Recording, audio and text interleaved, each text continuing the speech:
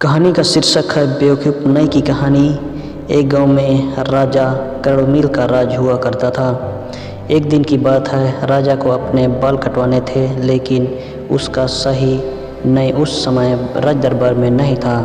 तो उन्होंने अपने दरबारी से कहा कि तुम बाज़ार में जाकर किसी नई का बंदोबस्त करो, क्योंकि मुझे अपने बाल आज ही कटवाने हैं। गांव में एक ही नाई था, लेकिन उसकी एक बुरी आदत थी कि वो देखी और सुनी बातों की आसानी से अपने पेट में नहीं पचा पाता था।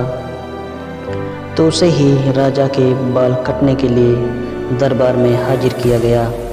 राज दरबार जाकर नई राजा के बाल कटने लगा तो उसने देखा कि राजा के कान हाथी जैसे बड़े कान है, जो कि पगड़ी व राजमुकुट के कारण दिखाई नहीं देते थे। नई हजामत करके जाने लगा तो राजा ने नई को पैसे देकर कहा, यहाँ जो कुछ तुमने देखा है वह किसी को नहीं बताओगे। मेरे कानों का राज तुमने जान लिया है। यह राज तुमने किसी को भी बताया तो तुम्हें पकड़वा कर कोड़ों की सजा भी मिलेगी। लो, राज रखने के लिए यह मोती का माला इनाम में ले जाओ। नई ने निश्चय कर लिया कि राजा के कानों के बारे में किसी को नहीं बताएगा, वरना उसे सजा मिलेगी।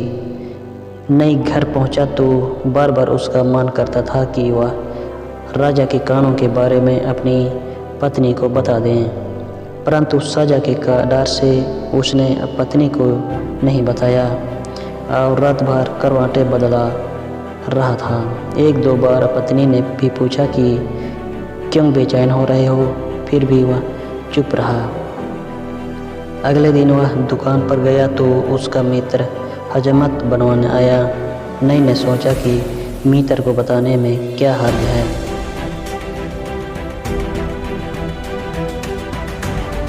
फिर याद आया कि राजा सजा देंगे और कोड़ों से पिटवाएंगे, अतः कुछ न बोला।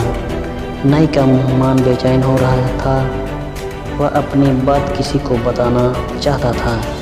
नई अपनी बेचैन कम करने के लिए अपने रिश्तेदार के यहाँ गया ताकि राजा के कानों के बारे में बता सके, परंतु वहाँ जाकर भी डर के मारे हिम्मत नहीं हुई। नई बहुत बेचैन हो गया, उसके पेट में दर्द होने लगा। वह हर समय यही सोचता रहता था कि राजा के कानों के बारे में किसे बताएं। धीरे धीरे उसका पेट दर्द बढ़ने लगा तो वह और भी परेशान हो उठा।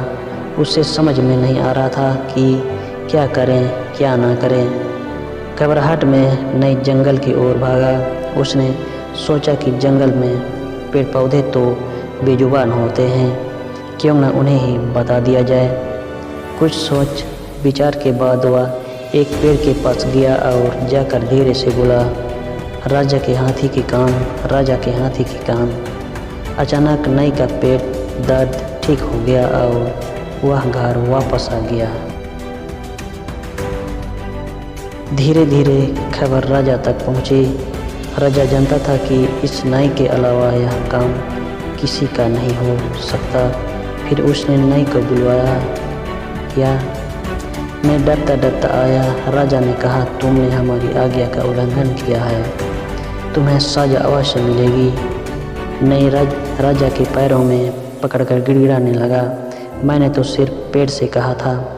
राजा का दिल पिघल गया और आज्ञा दी कि सजा के तौर पर इसे कोड़े जरूर मारे जाएं, ताकि यह इधर की बात उधर करने की आदत को सुधर सके।